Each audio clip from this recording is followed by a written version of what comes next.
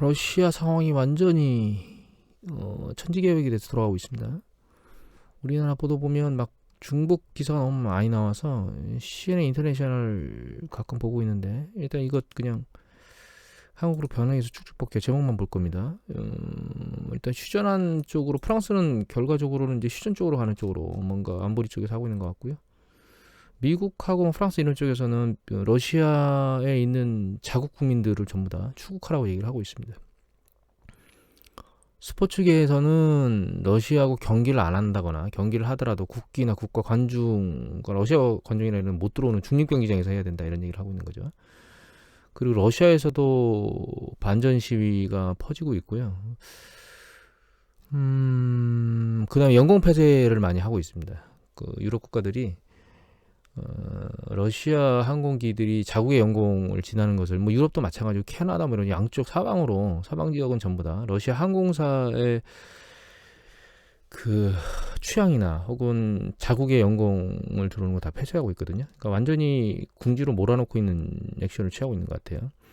그리고 지금 그 러시아하고 우크라이나라고 대표단들이 곧 오전인 것 같은데 협상을 얘기하는 걸 얘기하고 협상을 하도록 그 벨라루스에서 뭔가 하는 것 같은데, 젤렌스키 우크라이나 대통령은 그냥 하는 말 들어주러 간다, 뭐 이런 개념이거든요 지금. 그래서 협상이 바로, 물론 협상이 한 번만에 이루어지지 않을 겁니다.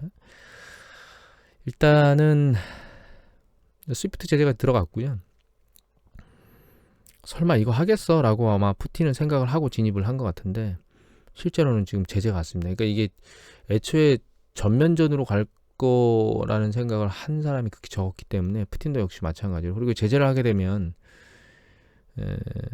서방 국가의 기업들도 영향을 받기 때문에 안 할 거라 생각했는데, 이 행태를 봐서 서방이 더 이상 뒤로 물러설 상황이 아니다라고 판단하는 것 같아요. 그러니까 우크라이나를 점령하는 걸 이대로 그냥 무력화해서 놔두면, 무기력하게 놔두면 향후에 더 그 서쪽 서진이죠, 러시아 입장에서는. 그래서 유럽 쪽으로 들어오는 걸 못 막겠다라고 해서 지금 어떻게든 막겠다라고 하는 방향으로 가는 것 같아요. 그래서 독일도 2차 세계대전 이후에 무기 수출이나 이런 것들을 금하고 있었던 걸 풀고 우크라이나에 무기를 조달해서 제공하는 뭐 이런, 그래서 서방 국가에서 지금 우크라이나 쪽으로 무기 제재나 무기들을 계속 공급하는 이런 형태를 하고 있는 것 같습니다. 일단 스위프트 관련된 얘기를 하게 되면 러시아에 대한 외환 보유 얘기를 지난번에 드렸었는데요. 지금 이게 러시아 중앙은행 사이트인데 외환 보유액은 6,300억 달러 정도 되거든요. 그리고 그 중에 이제 외국 통화로 가지고 있는 게 이제 4,970억 달러 정도 되고, 이 외국 통화로 가지고 있는 거, 그 다음에 IMF 쪽에 있는 SDR라고 예비 포지션, 예비 준비 자금, 이 두 가지를 포함, 이 세 가지를 포함해서 이제 상당히 많은 규모를 가지고 있는데, 이거 제외하고 나서 금이 한 1,300억 달러 정도 가지고 있거든요. 근데 일반적으로 요거 얘기를 들어보면 러시아가 이거 조선일보 기사입니다. 정시행 특파원이 2월 8일 날 올린 건데, 미 제재를 예전에 크림반도 때 일부 서방의 제재를 받았기 때문에 그 이후에 요거를 정비해가지고 달러 비율을 낮췄다고 나옵니다. 여기 보면. 그래서 러시아 전쟁이 나도 오래 견딜 거라는 얘기를 하고 있는데, 일단 스위프트 제재가 정확히 어떤 형태인지는 이해를 하지 못하고 있었거든요. 일단 은행 간 그 서로 자금 주고받을 때 그 계좌를 통해서, 계좌에서 계좌로 넘어가는 그런, 우리가 이제 은행 간, 그러니까 국제 은행 간 이렇게 거래를 할 때인 거죠. 우리가 은행에서 은행으로 넘어갈 때도 국내 같은 경우에는 결과적으로 A은행에서 B은행으로 계좌의 수치만 바뀌는 거거든요. 그런 형태를 이제 스위프트에서 이용하는데, 국제거래관에서는 일단 외환보유고 비중을 놓고 보면 여기 2013년도, 그러니까 크림반도가 아마 2014년도 터졌을 겁니다. 그 제재 이전에 47%가 달러 비중이었는데 이걸 16%로 낮춰놓고 금을 21%로 높여놨다, 이렇게 나오고 있어요. 그리고 여기 밑에 보면 러시아 중앙은행의 준비금 비율이 유로화는 35, 금이 22, 위안화가 13, 미국 달러는 16이죠. 원래는 이게 IMF 자료입니다. 원래는 전 세계 외환 보유액 비중은 여기 보시면, 밑에 볼까요? 달러가 59%입니다. 대부분 달러를 상당히 많이 가지고 있거든요. 근데 러시아는 완전히 다르게 가지고 있죠. 근데 이 부분을 설명해주는 아주 기가 막힌 기사를 어제 하나 제가 읽었습니다. 이거 아틀랜틱 기사인데요. 내용 이것도 번역해서 보여드릴게요. 약간 내용이 다르게 약간 이상하게 어설프게 나오는 것도 있지만 전체 다 보는 게 아니니까 여기 보시면 여러분들이 보셔야 될 게 잠시만요. 일단 이 스위프트를 이렇게 만드는 가장 주된 이유는 이거라고 보시면 될 것 같아요. 전체 러시아 은행 시스템을 파산시키고 루블을 무가치로 만들 수 있다. 루블화가 폭락한다는 거죠. 루블화가 폭락하게 되면 경제도 망가집니다. 왜냐하면 루블화를 주고 어떤 형태로든 수입을 무엇인가 해야 되는데 그러면 이제 인플레이션이 폭등할 거거든요. 그럼 국민 경제의 최악입니다. 사실 이제 이게 어떻게 진행되는 건지 쭉 여기에는 전체 진행은 아니지만 나중에 설명을 드리겠습니다.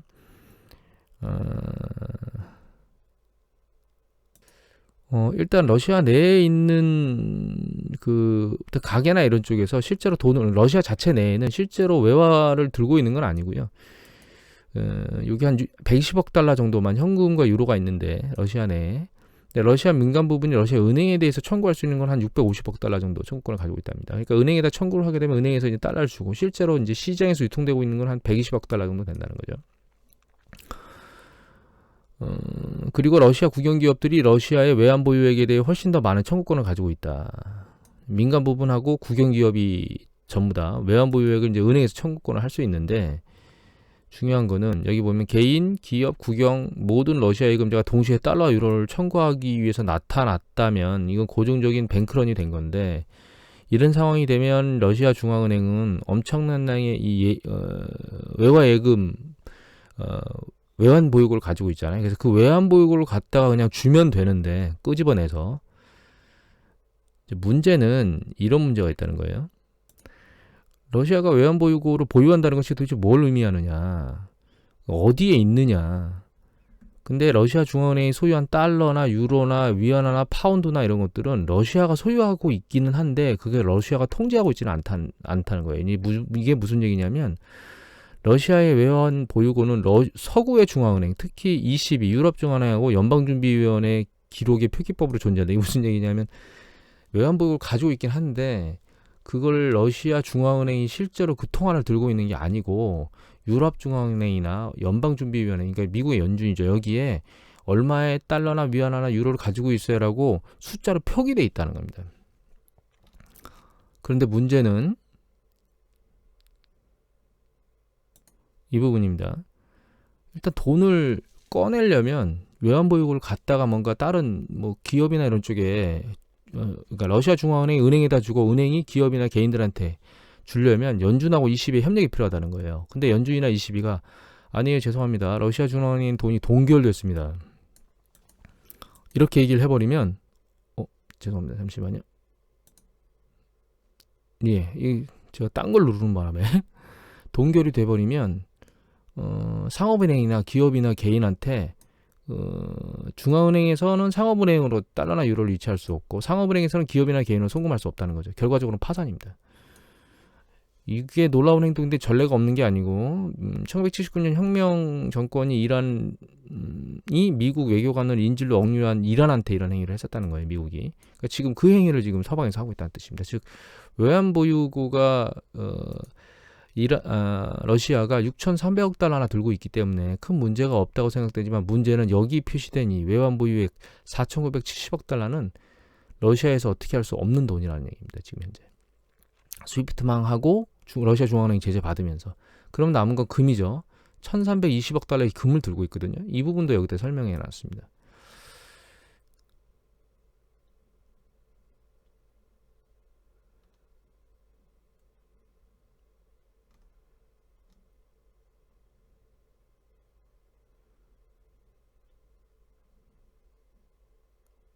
여기 제가 멈추질 않고 지금 보고 있군요. 중간중간에 멈춰서 시간을 아껴서 하는데 여기 보면 표기법으로 그러니까 러시아 매장량주 러시아가 외환 보유고에 준 1,420억 달러가 러시아의 내부 금고에 있는 물리적 금의 형태인데 그러니까 물리적 금으로 이걸 들고 있다는 겁니다. 그런데 문제는 요 금을 갖다가 쓸 수 있는 지역은 중국밖에 없다는 거예요. 중국밖에 없죠. 금을 빼앗을 만큼의 부자예요, 중국이. 근데 중국이 받아들일지는 좀 상황을 봐야 될 거라는 겁니다. 왜 그러냐면 여기 보면 중국이 단순히 금의 법적 소유권을 취하고 그 안에 금속을 러시아 금고에 남겨두는 것으로 만족할 것인가. 그러니까 이건 무슨 얘기냐면 너 금 우리 거야, 러시아 중앙은행. 그러니까 우리 거라고 거기다 표기해놓고 우리가 너가 원하는 물건을 줄게 이렇게 못 한다는 거죠. 그럼 금을 어떻게 해야 돼요? 중국으로 옮겨야 된다는 뜻입니다. 실물을. 그러면 금 1톤은 약 6,100만 달러의 가치가 있는데 요 달러는 2,290톤의 무게가 있는데 요거를 기관차가 모스크바에서 베이징까지 그 무게의 기차를 실어 날르는 요런 것들을 한다는 거예요. 그래서 시베리아를 가로지르고 기차 여행을 해서 금을 싣고 옮기고 내리고 확보하는 것은 상당한 물류와 보완 작업이 필요할 것이다 라는 얘기를 하고 있거든요. 결과적으로 스위프트가 어떤 형태로 할지 저도 정확히 인지를 하지 못하고 있었는데 여기 제일 위에 보면 이런 얘기가 나옵니다. 예, 이 얘기입니다. 스위프트가 차단된 국가는 정부와 경제에 자금을 지원하기 위해서 원시적 물물 교환 또는 여기 보시면 현금 팔레트에 의존하도록 강요받는다. 그런 강요받는 컴퓨터 이전 시대로 돌아간다는 얘기가. 이건 무슨 문제냐? 지금 스위프트가 막히면서 외환 보유액을 일단 러시아가 쓸 수 없게 됐고, 두 번째는 자체적으로 그 현금이나 이런 것들을 실제로 들고 있는 사람들조차도 외국에서 그 물건을 수입하거나 이러려면 그 돈을 직접 주거나 아니면 내 물건을 가지고 당신 물건 뭐로 바꿔줘 이런 형태로 무역을 할 수밖에 없다는 뜻이에요. 무역이 상당히 위축이 되겠죠. 그리고 강력한 제재를 통해서 수출을 할 수 없도록 만들고 있잖아요, 지금 서방에서. 근데 중국의 지금 경제 구조를 보면 상당히 서민들이 어려울 거라는 생각이 들고 있습니다. 이거는 WATS에서 나온 데이터인데요. 그러니까 러시아의 무역 구조거든요. 무역 구조 잘 보시면 여기 상위 수출과 수입이 있는데 여기 원재료 같은 것, 그다음에 중간재, 이거 소비재, 이거는 뭐 자본재 이런 것들을 수출하는데 수출 쪽에서는 이 원자재하고 중간재나 이런 쪽들이 주로 많고 수입 쪽에서는 여기 밑에 보시면 자본재나 소비재 쪽이 훨씬 더 많아요. 그러니까 원천적인 광업이나 뭐 이런, 그러니까 석유 이런 것들 을 갖다가 수출을 하고 그걸 가지고 재화를 해외에서 수입한다는 뜻이에요. 사람들이 쓸 수 있는 그런 여러 가지 것들. 그래서 여기 탑 랭킹 보면 수입 수출이 이거 이제 전체 제품 프로덕트 품목이고 이걸 보면 세부적으로 보면 석유, 요거 석탄, 여기 천연가스, 요거는 밀 이런 형태잖아요. 주로 다 원자재입니다. 수입하는 거 보면 이거는 엔진 같은 기어 쪽인 것 같아요. 그리고 요거는 의류, 요게 항공, 요게 자동차, 그 다음에 여기 밑에 보면 액세서리나 뭐 여러 가지 것들. 그러니까 내부의 제조업이 그렇게 녹록치 않은 상황에서 해외에서 제조업 제품들을 다 갖다가 수입해서 쓰는데 원자재를 수출하고 여기서 수입을 막아버리면, 그러니까 외국에서 수출하는 걸 막으니까 러시아 입장에서 수입을 못하는 거죠. 그러면 생필품 가격이 급등하게 될 겁니다. 거기다가 루브라가 폭락하게 되면 플러스 알파가 되겠죠. 그러면 인플레이션이 폭등하게 될 거고 난리를 칠 겁니다, 국민들이. 다만 이 중에서 완전히 자금이나 이런 걸 꽉 쥐어들진 않았어요. 인플레이션 문제 때문에, 전 세계 인플레이션 문제 때문에 일단 석유는 제재 대상에서 제외했습니다. 그런데 이것도 러시아가 핵카드를 막 내밀면서 에너지도 또 제재할 수 있다라고 하는 서방 뉴스 보도들이 슬슬 흘러나오고 있거든요. 또 한 가지 문제가 중국입니다. 이 중국이 눈치 보기를 열심히 해대고 있거든요. 그리고 그 동계올림픽 때 천연가스를 추가적으로 더 수입하고 밀도 추가적으로 더 수입한다고 하는 그런 것들을 계약을 러시아하고 체결했다는 보도들이 나왔었거든요. 그러니까 창구가 있긴 있습니다. 수입 측면에서는 원유를 수출하고 그 원유 수출 대금으로 또 다른 어떤 주요 생필품들을 수입할 수 있겠죠. 두 번째, 중국 쪽에서 무엇인가 자금을 받아내고 있는데 문제는 중국 쪽의 입장에서 놓고 보면 여기서 처음에는 러시아를 막 그러니까 러시아를 하고 서로 밀월 관계를 가지고 있는 것 같더니 요거 연합뉴스 기사인데 이건 26일자 기사입니다. 그러니까 한 이틀 지난 거죠. 뭐 지금 중국 왕이 이분 직함이 뭐였죠? 하여튼 이분이 각국 주권을 존중해야 되고 러시아 완보도 우려해야 된다. 그러니까 한쪽만 하는 게 아니고 우크라이나도 존중해 줘야 된다는 얘기를 하고 있거든요. 그래서 여기 보시면 뭐라고 돼 있냐면 이런 얘기가 나옵니다. 시 주석은 각국의 주권 및 영토 보존을 존중한다고 했거든요. 이게 즉 우크라이나도 존중한다는 뜻이에요. 그래서 러시아 쪽만 두둔하고 있는 건 아닌 것 같습니다. 그리고 이쪽에서 우크라이나 쪽에 그 일본기라네, 죄송합니다. 중국기를 올리라고 얘기했던 그런 얘기 중에서 이런 러시아하고 밀러 관계가 그 동계올림픽 때 있었다라고 하는 것들을 놓고 보면 반중 정서가 커진다고 신분을 드러내지 말라고 얘기를 하고 있어요. 예전에 코로나 팬데믹 때 이 중국인들 때문에 아시아인들이 고통을 받았잖아요. 이번에 또 그런 문제를 우크라이나 내부에 이게 아시아인, 중국인인지 한국인지 일본인지를 어떻게 알아요? 모르거든요. 하여튼 이 중국 애들이 요새 시진핑이 대대적으로 자기가 집권하려고 액션을 취하면서 상당히 민폐를 많이 끼치고 있습니다. 아시아인들한테. 여하튼 이런 상황에서 러시아가 상당히 타격이 클 것 같습니다. 러시아 주가 얘기도 드렸었는데 루블 폭락하고 주가 폭락이 또 있을 것 같아요. 그래서 오늘 장 제대로 열리면 이 러시아 루블화 지금 올라갔다가 다시 내려왔거든요. 이 위로 올라가면 폭락하는 겁니다. 아래로 내려가면 루블화가 안정화되는 거고. 근데 이게 역사적으로 보면 가장 높은 수준까지 지금 현재 올라와 있거든요. 루블화가. 달러 대비 루블화 가치가 가장 낮은 수준까지 올라와 있습니다. 지금. 그런데 얘가 한 차례 더 세차게 위로 튈 것 같습니다. 그리고 여기 그거에 맞춰서 러시아 지수도 주가가 폭락할 것 같고, 지금 요거 이외에, 그러니까 루블화 움직임 이외에 하나 더 봐야 될 게 이 뱅크런입니다. 뱅크런. 러시아의 뱅크런이 일어날 가능성이 상당히 높고, 러시아 루블화가 폭락할 가치가 폭락할 가능성이 높으니까 결과적으로는 외화 자금을 달라고 은행에 가가지고 달러로 교환한다거나, 그러니까 루블화를 다른 외화로 환전하는 문제들, 그런 문제들이 폭발적으로 일어날 것 같고요. 이런 문제들이 오늘 내일 가시적으로 뉴스 보도에 나올 수 있는 주요 보도, 러시아 관련해서는 주요 보도인 것 같고, 또 한 가지 이제 러시아가 이런 문제가 생기면 글로벌 경제에 어떤 영향을 미칠 것이냐라고 하는 불안정성이 커지잖아요. 일단 이거는 그러니까 글로벌의 국가별 무역 수준이거든요. 근데 무역 수준을 놓고 보면 러시아는 한 13위 정도 됩니다. 그리고 러시아를 기준으로 무역을 많이 하는 국가를 순서대로 나열해보면 우리나라 한 7위 정도 됩니다. 그리고 이건 스태티스틱스 타임즈의 닷컴에 나오는 데이터인데요. GDP 기준으로 놓고 보면 러시아가 한 11위 정도 됩니다. GDP 기준. 이게 2021년 기준입니다. 2020년, 21년. 요 기준이거든요. 그래서 상당히 큰 것 같긴 하거든요. 랭킹으로 놓고 보면. 근데 랭킹을 보지 마시고 여기 비중을 보시면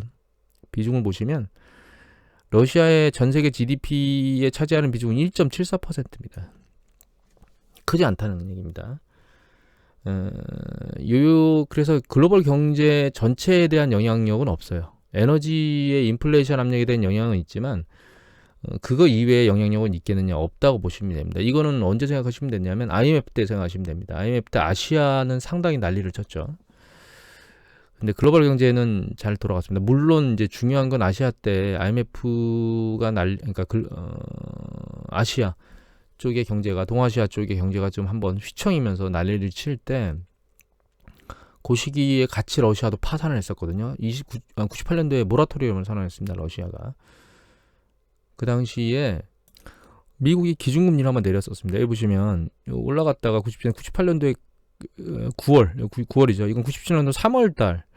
그러니까 금리를 좀씩 내리다가 95년도에 쭉 내리다가 96년 1월 달 지나서 97년도 3월 달에 1년 만에 기준금리 올렸었는데, 그 뒤에 98년도 여기 보시면 9월 달에 금리를 다시 내렸거든요. 이게 러시아가 모라토리엄을 선언했을 때가 이때일 겁니다. 근데 지금은 금리를 내려줄 수 있는 여건은 아니다라고 하는 부분이 있긴 하지만, 이때는 이 모라토리엄 선언하면서 롱텀 캐피탈 매니지먼트 LTCM이라고 하는 게 파산했었거든요. 여기 미국의 그 노벨 경제학상을 받은 분들이 그러니까 금융 공학을 통해서 투자하는 그런 헤지펀드였는데, 그게 파산하면서 금융시장에 충격을 줄까봐 러시아가 파산한 것 때문에 그런 것보다는 그 LTCM 문제가 훨씬 더 컸었거든요.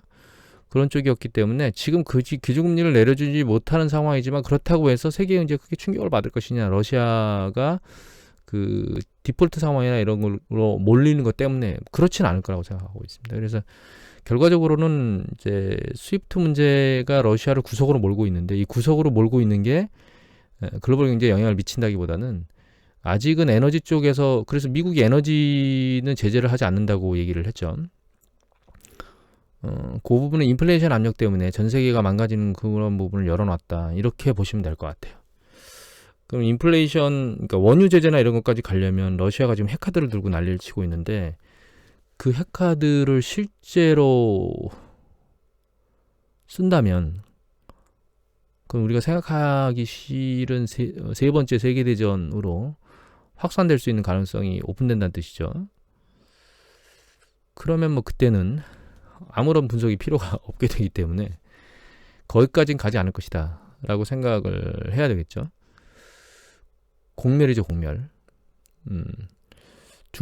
그런 상황이 되게 되면 이제 중국도 중재안이 나설 수가 없을 겁니다. 결과적으로는 이제 그런 일축출발까지 가게 되면. 근데 한 가지는 확실한 것 같아요. 푸틴이 구석으로 완전히 몰리고 있는 건 맞는데, 그런 상황에서 무슨 짓을 할지는 모르겠다라고 하는 부분의 가능성은 오픈되는 것 같습니다. 다만 우리가 거기 중심에 없다는 게 그나마 다행인 것 같아요. 여하튼 그래서 결과적으로는 벨라루스 사태가 어떻게 벨라루스라네. 우크라이나 사태가 어떻게 진행될지, 그다음에 협상이 어떻게 진행될지가 이번 주에 진행되는 과정인 것 같고, 일단 러시아 군대의 뭐 50%, 뭐 3분의 2 막 이런 것들이 우크라이나에 들어갔다라고 얘기가 되고 있는데도 쉽사리 점령이 안 되는 거는 두 가지인 것 같아요. 우크라이나가 실제로 잘 대응을 하고 정말 없음에도 피비린내나게 대응을 하고 있는 점도 있고요. 그거에 맞춰서 서방에서 계속 군사무기를 지원해주는 부분도 있기도 하고, 또 세 번째는 사실 러시아가 전방적인 침공을 하려고 하는 그런 대의 명분이 사실 희박하잖아요. 그 러시아 동부 지역, 돈바스 지역 같은 경우에는 같은 민족이 많기 때문에 그쪽에서 뭐 봉기를 해서 일어나서 그쪽을 지원해주고 이런 부분은 좀 있지만, 그 이외에 전역을 밀고 들어가는 건 사실 군인의 입장에서, 러시아 군인의 입장에서 그게 정당성을 부여하는가라고 하는 부분에 대해서는 사실 좀 회의심이나 의구심을 갖는 부분도 없지 않아 있을 것 같습니다. 물론 지휘관들이 지휘하는 거기 때문에, 그러니까 이게 죽을 똥살똥 전투를 안 하고 있을 수도 있다는 얘기인데, 이 얘기는 러시아 군인들이. 여하튼 마지막으로 이 얘기를 좀 한번 드릴게요. 여당도 그렇고 야당도 그렇고 서로 다 이 전쟁을 이용한 어떤 것들에 발언을 하고 있죠. 뭐 이재명 후보 같은 경우에는 그 지도부가 잘못돼서 이 꼬라지가 났다, 이렇게 쉽게 말하면 이렇게 말을 하고 있고, 그 국힘 지역 윤석열 후보 같은 경우에는 상대 국가원수에 대해서, 그러니까 대통령에 대해서 너무 험담하는 거 아니냐, 이제 잘못된 거다. 그리고 모 방송 MBC입니다. MBC에서는 그렇게 이제 약간 놀림이나 이런 것들을 하면서 국가원수 대통령을 약간 험담하는 그런 보도도 올렸다 내렸는데, 저는 양측 다 말이 맞다고 생각하고 있습니다, 사실은. 하지만 우리가 여기서 생각해 봐야 될 거는, 한 가지 명확한 건, 딴 국가가 변란에 빠져 있는데 그 국가를 험담하는 행동은 일반인들은 할 수 있지만, 국가 대통령, 그러니까 대통령이 될 수 있는 후보가 그런 말을 함부로 하면 안 된다. 그러니까 이재명 후보도 그런 부분에 있어서는 잘못 발언을 한 거죠. 그렇다고 해서 젤렌스키 대통령이 키예프에 남아서 계속 수호하고 이제 미국에서 이제 끄집어내주겠다 얘기를 하고 있는데도 잘 버티고 있는 거죠. 그건 굉장히 칭송할 만합니다. 다만 전문가들 얘기를 쭉 들어보면 결과적으로 유럽도 그렇고 미국도 그렇고 우크라이나에 직접적으로 군사를 주둔할 수는 없다라고 하는 부분의 뉘앙스를 계속 던졌는데, 젤렌스키 대통령이 그걸 잘못 해석한 거 아니냐, 오판한 거 아니냐, 이런 얘기들이 나오고 있거든요. 그러니까 결과적으로 아마추어적인 행동을 한 건 맞아요. 외교적, 군사적 발언, 외교적 발언이라는 것들에 대해서 해석을 잘못하고 있었거나 안일하게 생각하고 있었거나 두 가지 중에 하나인 거죠. 그러니까 아마추어적인 행동을 한 거는 사실입니다. 또 한 가지는 그 행동으로 인해서 지금 영토가 완전히 박살이 나고 있잖아요. 이 초반에 빨리 끝났으면 기반 시설이나 이런 것들은 문제가 안 생겼을 수도 있을지 모르겠었는데, 지금은 막 전체적으로 사방을 막 두드려 때리는 것 같아요, 러시아가. 그리고 또 죄 없는 젊은이들이 많이 죽어가고 있잖아요. 그러니까 젤렌스키 대통령이 결과적으로는 자기가 잘못했다는 오판하고 잘못 경고망동했다는 사실도 사라지지는 않습니다. 우리가 배워야 될 것은 외교적인 수사나 이런 것들은 사실 그 단어 하나만 가지고도 서로가 해석이 달라지잖아요. 그렇기 때문에 지도자급이 되려면 발언과 언사에 신중을 가하고 상대방의 의중도 읽을 수 있으며 이런 부분은 기본적으로 가지고 있어야 되는 게 아닌가라는 생각을 저는 개인적으로 이번에 많이 하게 됐습니다. 우리처럼 대립이 치열한 이런 국가, 그 다음에 뭐 중국, 일본, 러시아, 북한, 미국 이런 상당히 현란스러운 복잡한 국제 외교 관계를 가지고 있는 국가 원수일수록 대통령일수록 외교와 국방 안보에 대해서 좀 깊은 심도가 있는 생각과 그리고 통찰력을 가진 그런 사람이 필요한 게 아닌가라는 생각을 더더욱 하게 됩니다. 이번 사례를 보면서. 오늘 이것으로 마치도록 하겠습니다.